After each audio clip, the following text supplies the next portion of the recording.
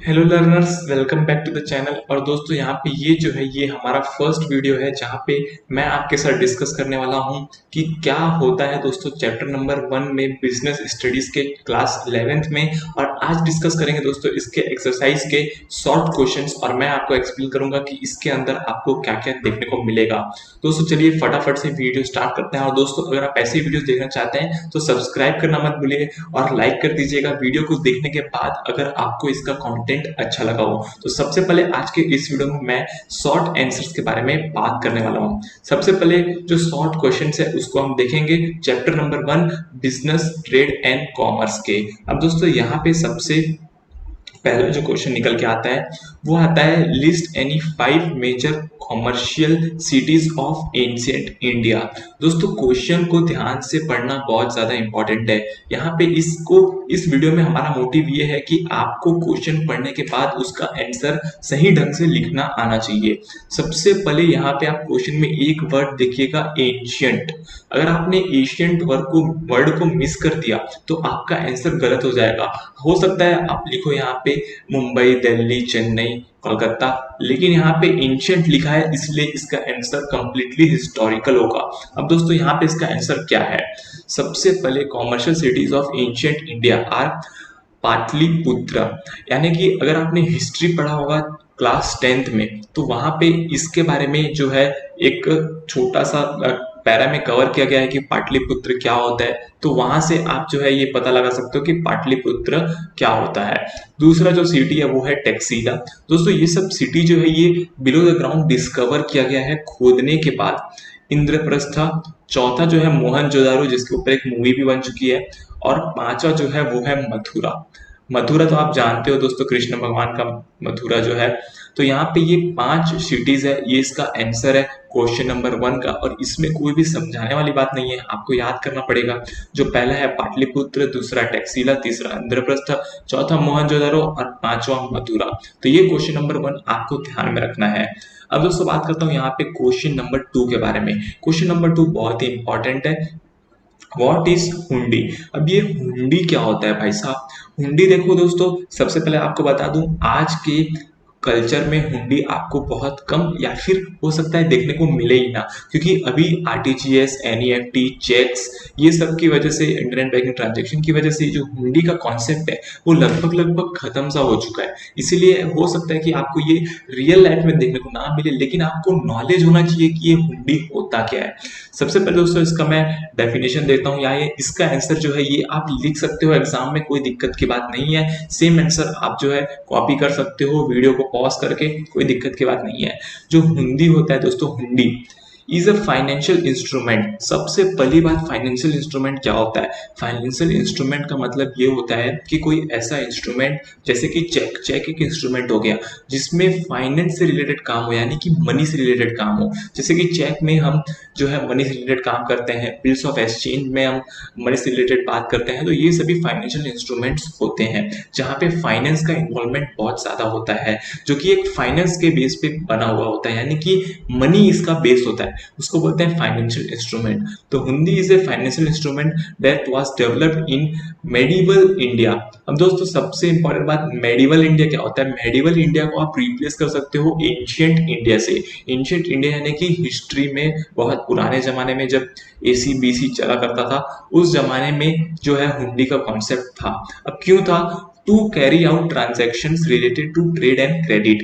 यानी कि जो भी ट्रांजेक्शन होते थे ट्रेड से रिलेटेड, यानी कि बाइंग सेलिंग से रिलेटेड, या फिर उधारी में माल बेचने से रिलेटेड जो भी ट्रांजेक्शन होते थे, उधारी को बोलते हैं क्रेडिट। तो उधारी से माल खरीदने या बेचने के जो भी ट्रांजेक्शन होते थे वहां पे हुंडी का जो है इस्तेमाल किया जाता था। अब it is an unconditional order in writing made by a person directing another to pay a certain sum of money to a person named in the order। अब दोस्तों यहाँ पे लिखा ये है कि अनकंडीशनल ऑर्डर होता था, यानी कि ऐसा नहीं कि कोई कंडीशन फुलफिल करने के बाद ही आपको पैसा मिलेगा। अनकंडीशनल ऑर्डर रहता था, राइटिंग में रहता था। मुंह से बोलकर इसको हुंडी को इम्प्लीमेंट नहीं कर सकते, क्योंकि मुंह से बोलोगे तो फिर आज आपने बोल दिया कल आपने नहीं बोल दिया तो उससे फर्क नहीं पड़ता। यानी कि यहाँ पे रिटर्न में होना बहुत ज्यादा जरूरी है। यहाँ पे क्या होता है कि जो पर्सन हुंडी बनाता है ना वो डायरेक्ट करता है कि जिसके पास ये हुंडी रहेगी उसको आपको पैसा देना है, ठीक है। यानी कि मैं अगर इशू कर रहा हूँ किसी और के नाम से तो मेरे को उसको पैसा देना है उतने दिन के बाद। यहाँ पे एक टाइम लिमिट भी इन्वॉल्व रहता है। अब दोस्तों होता क्या, मैं आपको एक एग्जांपल देता हूँ। फॉर एग्जांपल एक बायर है, एक सेलर है। अब सेलर ने बायर को कोई भी गुड सेल कर दिए। अब जो है सेलर को तो पैसा चाहिए। अब बायर बोलता है मैं भी पैसा नहीं दे सकता, लेकिन मैं आपको हुंडी दे देता हूँ और हुंडी में लिख के दूंगा कि मैं आपको इतने दिन बाद इतना अमाउंट पे करूंगा, और वो हुंडी जो है वो दे देता है सेलर को। अब सेलर को जो है उसके पास राइट है कि वो हुंडी को उसके सामने प्लेस करके अपने पैसे क्लेम कर सकता है जितने भी टाइम लिमिट का समय उस हुंडी में दिया हुआ है। अब दोस्तों यहाँ पे होता क्या है कि फॉर एग्जांपल सेलर भी तो किसी से बाय करता होगा, सेलर भी तो किसी का बायर होगा। तो अगर सेलर किसी और से बाय करता है तो वो उस हुंडी में उस पर्सन का नाम भी लिखवा कर वैलिड नेगोशिएशन से उसको ट्रांसफर कर सकता है। यानी कि फिर क्या होगा, अगर वो दूसरा पर्सन जो सेलर सेलर को जिसने सेल किया था प्रोडक्ट, तो जो सेलर है ऊपर वाला, तो उस सेलर को के पास अगर हुंडी है तो वो भी चाह के बायर से जो है वो क्लेम कर सकता है पैसा। दोस्तों ये होता है एक हुंडी। अब दोस्तों यहाँ पे मैं आपको थर्ड थर्ड क्वेश्चन में चलने से पहले दिखा देता हूँ एक बार कि हुंडी एग्जैक्टली कैसा होता है। मैंने एक फोटो जो है डाउनलोड की गई है हुई है हुंडी। ये देखिए दोस्तों, अगर आप देख पा रहे हो थोड़ा सा ब्लर्ड है। यहाँ पे बॉम्बे प्रोविंस का जो है हुंडी है। यहाँ पे देखिए लिखा है 86 डेज। 86 डेज इसका टाइम लिमिट है। 2500 जो है इसका अमाउंट है, और ये 12/4/1951 का है और ड्यू होगा 10/7/1951 को। यहाँ पे जो है मंगलम भगवान दास का नाम लिखा है कि उसको जो है पैसा देंगे 2500, और जो भी उसका साइन वाइन यहाँ पे दिया गया है, ब्रोकर्स का नाम लिखा गया है। तो ये एक हुंडी जो है ऐसे टाइप का होता था एंशिएंट जमाने में। अब दोस्तों वापिस आ जाते हैं यहाँ पे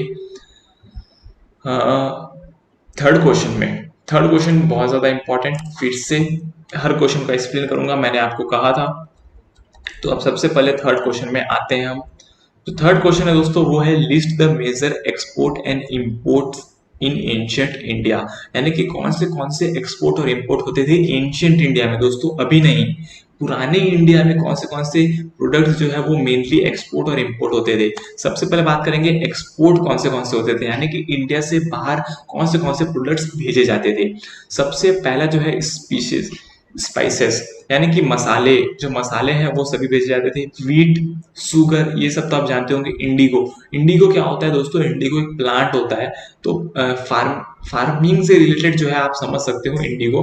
और ओपियम भी जो है उससे रिलेटेड होता है। Cotton, parrot, sesame oil, live animals and animal products such as hides, skin, horns, furs, tortoise shells, sapphires, pearls, quartz, crystals, lapis, granites, lazuli, turquoise and copper.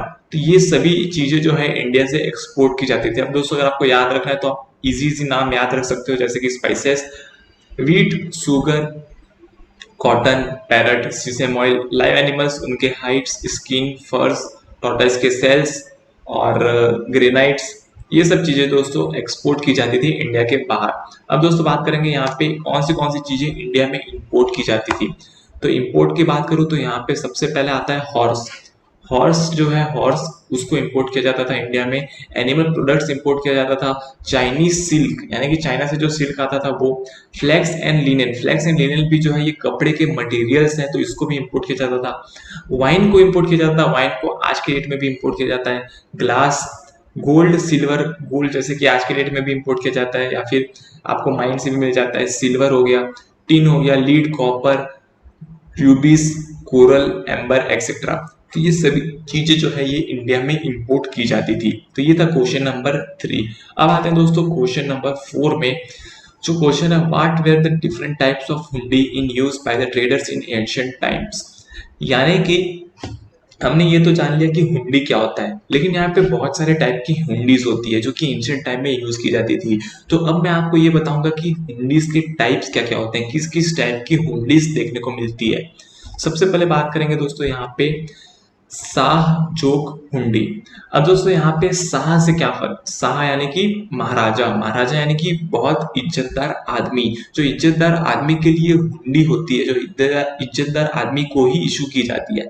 यानी कि अगर आप किसी को क्रेडिट दोगे तो क्रेडिट उसी आदमी को दोगे ना जो क्रेडिटेबल होगा, यानी कि जो पैसा देने लायक होगा। अब किसी ऐसे आदमी को तो नहीं पैसे दे दोगे जो पैसे उड़ा दे, जो इररिस्पॉन्सिबल हो। तो जो रेस्पेक्टेबल मैन है उसी को ये हुंडी मिलती है, जिसका नाम है शाह जोक हुंडी, पहली हुंडी।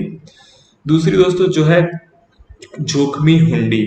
जोखमी हुंडी किस लिए कहा जाता है मैं आपको बताता हूँ। इसके नाम में देखो जोखमी लिखा है, जोखमी यानी कि रिस्क। अब यहाँ पे इस हुंडी को तब यूज किया जाता था जब गुड ट्रांसपोर्ट होते थे शिप से।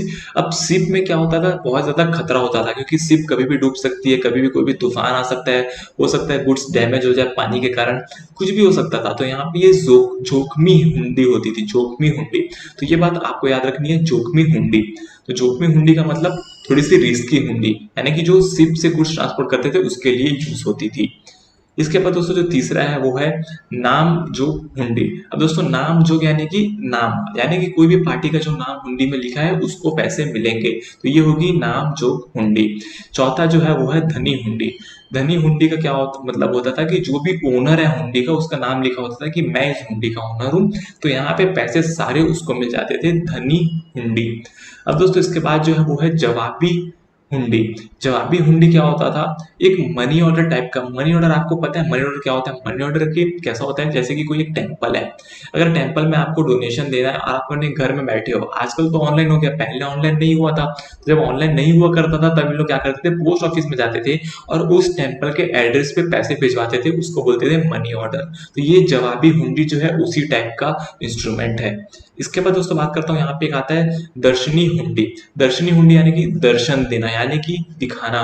जैसे आप उस हुंडी को दिखाते हो तो वहां पे उसको पैसे मिल जाते हैं। अब दोस्तों यहाँ पे पेबल ऑन साइड, यानी कि अगर ये हुंडी चोरी हो गई, चोरी हो गई, कोई और लेके चला गया और उसने प्रेजेंट कर दिया इस हुंडी को, तो भी उसको पैसे मिल जाएंगे, ये बात याद रखिएगा आप। क्योंकि ये पेबल ऑन साइट है, इसमें किसी का नाम नहीं लिखा रहता, जो इसको होल्ड करता है ना उसको पैसे मिल जाते हैं। तो ये होता है दर्शनी हुंडी, यानी कि इसके दर्शन अगर प्राप्त हो गए तो आप भैया आपको पैसे मिल जाएंगे, कोई दिक्कत की बात नहीं है। इसके अलावा जो सातवीं है वो है मियादी हुंडी और मुद्दती हुंडी। यानी कि यहाँ पे क्या होता है कि कोई भी एक स्पेसिफिक टाइम पीरियड लिखा होता है कि भाई 90 days, 3 months, 2 months, 1 week, 3 week, 4 week, मतलब उतने टाइम के बाद ही आपको उस हुंडी के पैसे मिलेंगे। तो वो होता था मियादी हुंडी और मुद्दती हुंडी। तो दोस्तों ये है 7 टाइप की हुंडी। तो जो आपका क्वेश्चन था वो यहाँ पे खत्म होता है। क्वेश्चन नंबर जो 4 था वो बहुत ही अच्छे से मैंने आपको एक्सप्लेन कर दिया।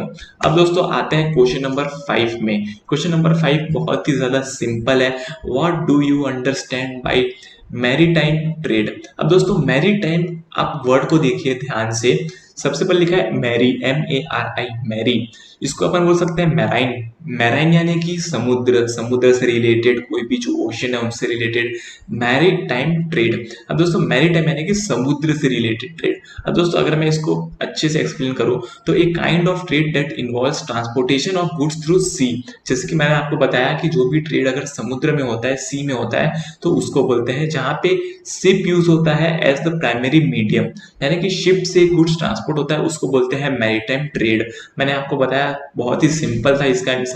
यहाँ पे स्पेसिफिक रेगुलेशन भी बने हुए हैं कि जो भी रिस्क होगा यहाँ पे वो कौन बियर करेगा, होगा सेलर बियर कर सकता है, अगर एग्रीमेंट के हिसाब से बायर भी बेयर कर सकता है। अब रिस्क क्या होता है, रिस्क ये होता है कि समझ लीजिए आपने शिप में माल लोड किया, ठीक है, अब वो जो माल है वो कहीं आपने एक्सपोर्ट करना है, तो अब अगर वो रास्ते में कुछ हो गया तो उसकी रिस्पॉन्सिबिलिटी कौन लेगा। तो वहां पे देखो, अभी तो इंश्योरेंस कंपनी ले लेती है अगर आपने इंश्योरेंस पॉलिसी खरीदी है तो, लेकिन पुराने ट्रेडिशन में इंश्योरेंस नाम का चीज नहीं हुआ था।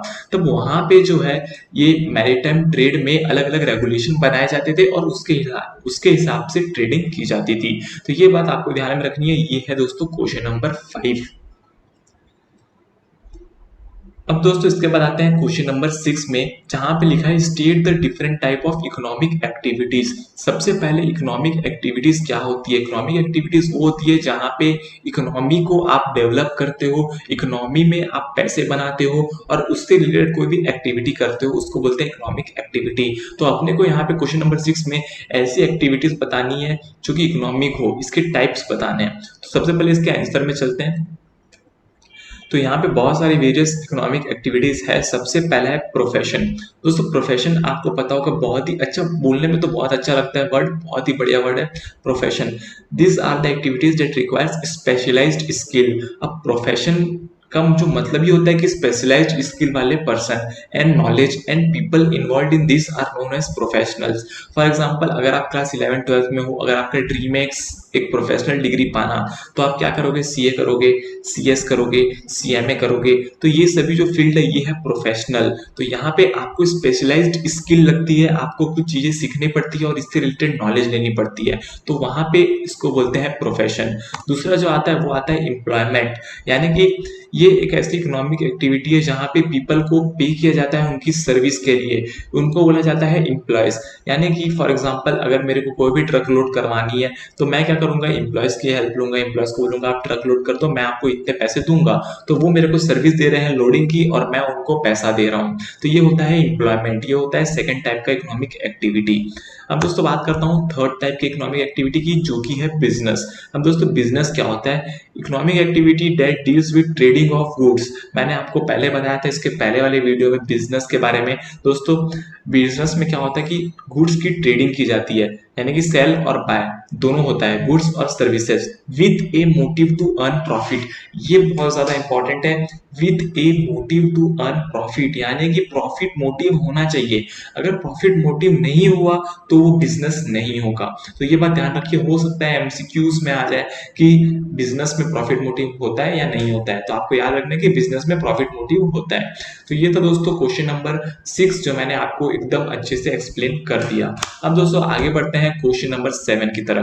जो क्वेश्चन नंबर 7 है वो है why business is considered an economic activity.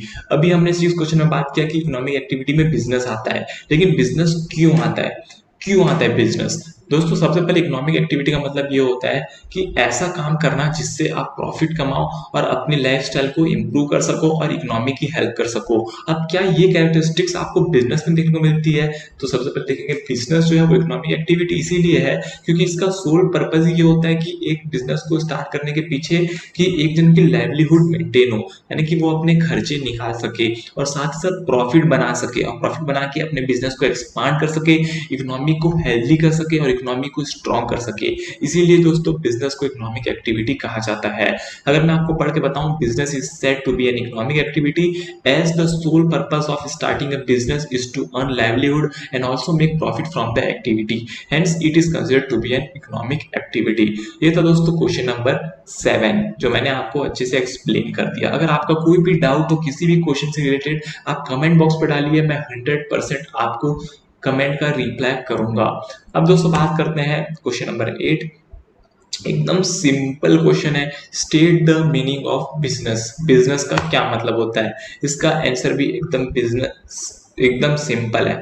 Business is the occupation where people engage themselves in activities that are related to purchase or production and sale of goods and services with the sole purpose of earning profit।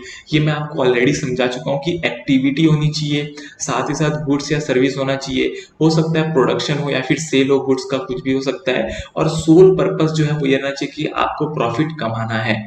तो and therefore produce और sell goods and service that are in demand. जो भी demand में goods and service है उसको बनाकर हम बेचते हैं और प्रॉफिट कमाते हैं, इसको बोलते हैं बिजनेस। मैं आपको पिछले वीडियो में बिजनेस के मीनिंग को अच्छे से एक्सप्लेन किया था। अगर आपने पिछला वीडियो नहीं देखा तो एक बार जाके जरूर देखिएगा, जो कि एक इंट्रोडक्शन वीडियो था इस बुक का। इसके बाद दोस्तों अगर बात करूं यहाँ पे जो नाइन्थ क्वेश्चन है, how would you classify business activity, यानी कि बिजनेस एक्टिविटी को कैसे क्लासिफाई किया जाता है। तो सबसे पहले बिजनेस एक्टिविटी को दो पार्ट में क्लासिफाई करते हैं, एक होता है इंडस्ट्री, एक होता है कॉमर्स। अब आपको टेंशन लेने की जरूरत नहीं है कि इंडस्ट्री क्या होता है, कॉमर्स क्या होता है, मैं आपको बताऊंगा कि क्या होता है इंडस्ट्री और क्या होता है कॉमर्स। सबसे पहले बात करेंगे हम इंडस्ट्री के बारे में। Industry it involves activities that are concern with processing of raw material to shape it into final product.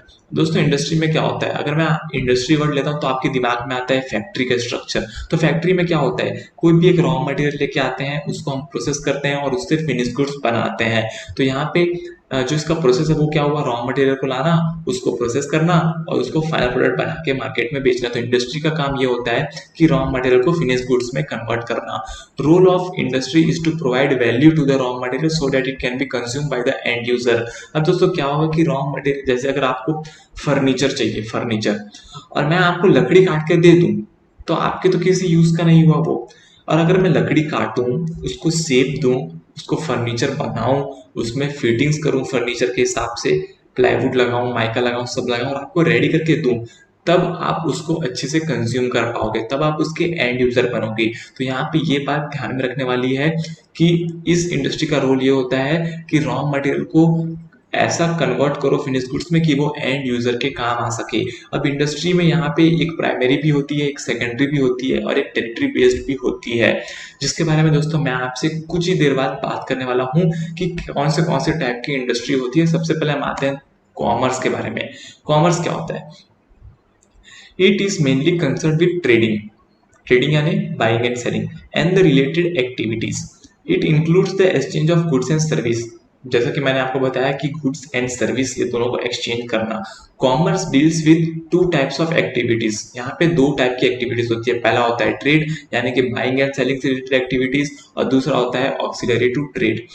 देखो अब दोस्तों यहाँ पे लिखा हुआ है when goods are bought and sold it is referred to as trade. जो मैंने आपको पहले बताया कि ट्रेड का मतलब गुड्स को खरीदना और बेचना, उसको बोलते हैं ट्रेडिंग करना। जैसे बोलते हैं ना शेयर ट्रेडिंग। शेयर ट्रेडिंग क्या होता है? शेयर ट्रेडिंग का मतलब शेयर्स को खरीदना और शेयर्स को बेचना, तो वो होता है trading. And auxiliaries to trade, auxiliaries का मतलब होता है सपोर्ट, यानी कि ट्रेड को कौन से एक्टिविटीज से सपोर्ट मिलता है।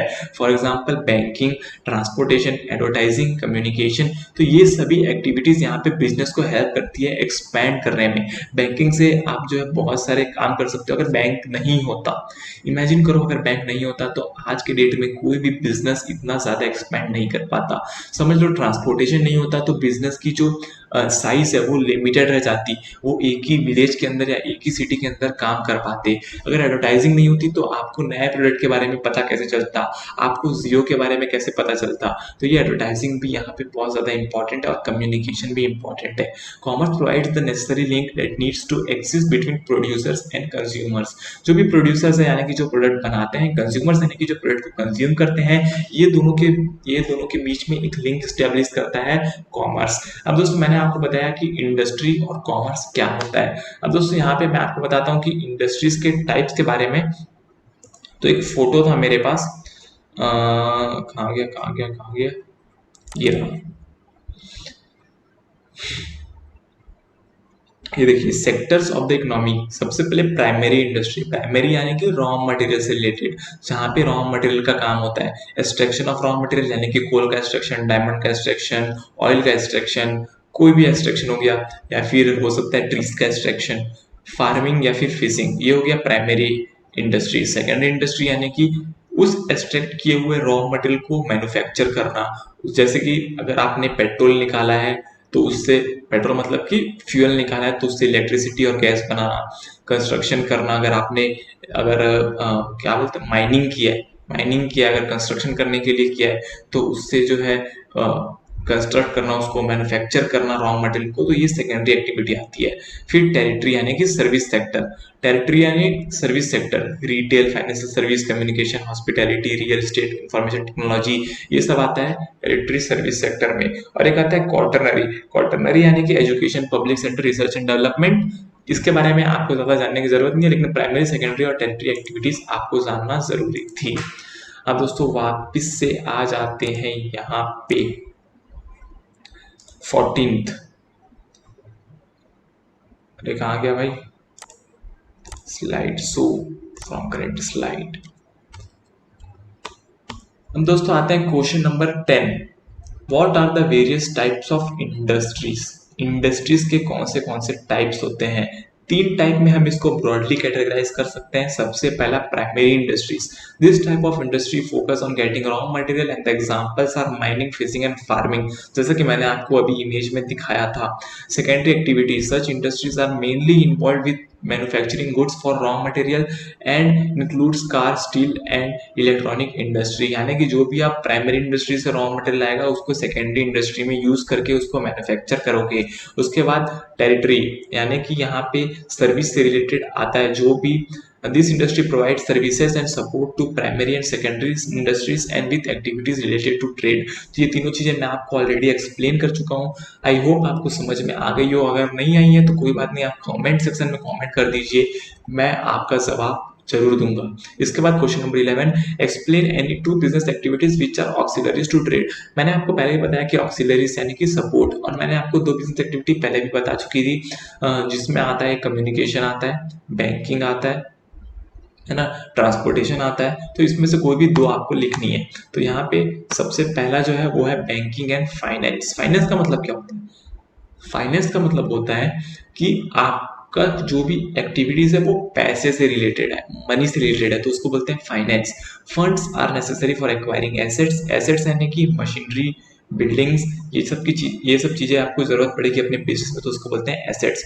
Purchasing raw material and also to meet other expenses, this funds can be obtain from a bank, Therefore, banking helps business activities to meet the required funds, यानी कि बैंक से आप लोन ले सकते हो अपने बिजनेस को एक्सपांड करने के लिए। तो ये बात आपको ध्यान में रखनी चाहिए कि ऑक्सिलरीज टू ट्रेड में सबसे पहला आता है बैंकिंग एंड फाइनेंस। जो दूसरा आता है वो आता है एडवर्टाइजिंग। एडवर्टाइजिंग भी बहुत ज्यादा इंपॉर्टेंट है। मैंने आपको बताया it is an important component of marketing that involves promotion of product, यानी कि प्रोडक्ट का प्रमोशन अगर आपको करना है, अगर आपने कोई एक अच्छी चीज बना दी मार्केट के लिए, लेकिन मार्केट को पता ही नहीं है कि वो अच्छी चीज मार्केट में अवेलेबल है, तो आपकी सेल्स कैसे ग्रोथ होगी? तो उसका जो आंसर है वो है एडवर्टाइजिंग।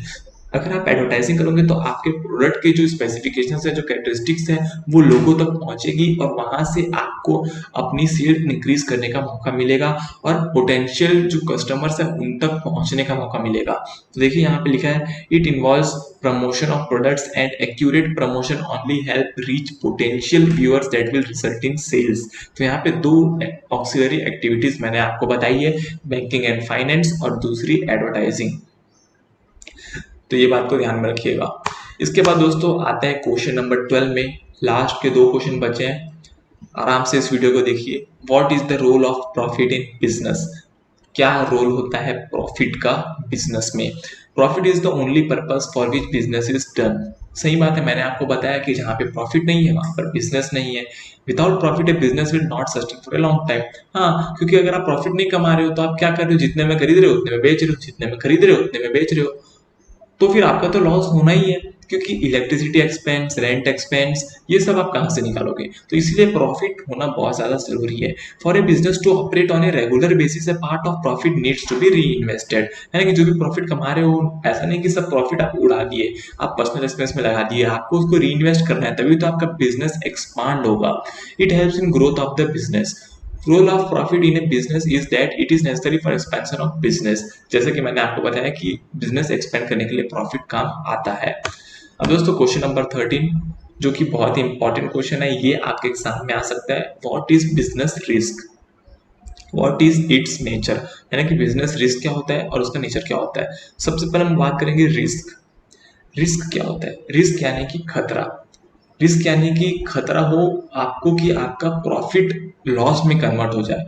जैसे कि अगर मैं बात करूं लाइफ रिस्क, हो सकता है अगर आप गाड़ी चला रहे हो तो आपका एक्सीडेंट हो जाए, तो ये हो गया रिस्क। नहीं होगा, एक्सीडेंट नहीं होगा, अगर देख के चलाओगे, हेलमेट पहनोगे तो कुछ नहीं होगा, लेकिन एक रिस्क मैं आपको एक्सप्लेन कर रहा हूँ, आप पर्सनली मत लीजिएगा। रिस्क का मतलब होता है खतरा, डेंजर। तो बिजनेस में कौन से डेंजर या फिर खतरे आपको देखने को मिलते हैं और उसके नेचर क्या क्या होते हैं। सबसे पहले business risk, this term is referred to as the possibility of earning inadequate profit, यानी कि प्रॉफिट कम पड़ गया या फिर लॉस हो गया ड्यू टू अनफोर्सिन और अनएक्सपेक्टेड सर्कमस्टेंसेस। अनफोर्सिन यानी कि फ्यूचर को हम प्रेडिक्ट नहीं कर सकते और कुछ भी हो सकता है फ्यूचर में, और उसके कारण लॉस हो सकता है। अनएक्सपेक्टेड यानी कि हमने एक्सपेक्ट नहीं किया था या फिर उसके कारण लॉस हो गया। It can happen when demand for a particular product declines due to increasing competition. Competition बढ़ गया, डिमांड कम हो गया, उसकी वजह से आपको लॉस हो सकता है। और चेंज इन कस्टमर प्रेफरेंस, हो सकता है आपने कोई एक स्टॉक रखा लेकिन कुछ समय बाद मार्केट में उस स्टॉक का एक अपडेटेड वर्जन आ गया है, उस स्मार्टफोन अगर आपने रखा तो उसका अपडेटेड वर्जन आ गया है, तो हो सकता है उसकी वजह से भी आपको लॉस हो जाए। तो ये बिजनेस रिस्क है। अब इसका नेचर क्या क्या होता है, एक होता है profit related risk. Profit is obtained as a reward for the risk taken in business.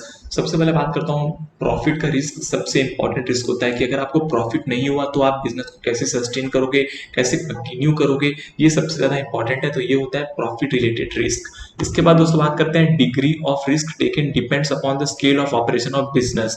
जी हाँ दोस्तों, जितना ज्यादा बड़ा बिजनेस होगा उतना ज्यादा रिस्क होगा, ये तो आपको पता ही है। अगर आप एक 10 रुपए का बिजनेस करोगे तो आपको लॉस कितना होगा, 10 ही रुपए होगा। लेकिन अगर आप 10 लाख का या 10 करोड़ का बिजनेस करोगे तो आपको लॉस भी 10 करोड़ का हो सकता है। तो degree of risk depends upon the scale of operation. Scale of operation यानी कि size of business of operation. इसके बाद तीसरा जो है वो है risk is an essential part of business. जी हाँ, क्योंकि बिजनेस में अगर रिस्क ही नहीं है तो आपको प्रॉफिट भी नहीं है। आपने सुना ना, नो पेन नो गेन, वैसी no risk no profit. Similarly risk जो है वो एक एसेंशियल पार्ट है बिजनेस का। चौथा जो है business risk arises due to uncertainties in business, यानी कि बिजनेस में अनसर्टेनिटीज होने के कारण। अनसर्टेनिटी यानी कि कभी भी इन्वायरमेंट चेंज हो सकता है, कभी भी कोई नई गवर्नमेंट पॉलिसी आ सकती है, कभी भी कोई नया प्रोडक्ट आ सकता है अपडेटेड वर्जन, तो वो उसके कारण जो है आपको लॉस होने के चांसेस है। दोस्तों ये आपके शॉर्ट आंसर टाइप क्वेश्चंस थे जो मैंने आपको बताए। दोस्तों अगर आप यहाँ पे लॉन्ग आंसर देखना चाहते हो तो डेफिनेटली सब्सक्राइब कर लेना। सब्सक्राइब करना बहुत ज़्यादा इंपॉर्टेंट है, क्योंकि आप सब्सक्राइब करोगे तभी आपको नोटिफिकेशन आएगा कि इसके लॉन्ग आंसर्स भी मैंने एक्सप्लेन किए हैं। तो इसीलिए अगर आपको वीडियो अच्छा लगा हो तो लाइक ज़रूर कीजिएगा, क्योंकि आप लाइक करते हो तो हमें मोटिवेशन मिलता है कि हम और अच्छे वीडियोस आपके लिए लेके आए। आज के लिए इतना ही दोस्तों। जय हिंद, वंदे मातरम।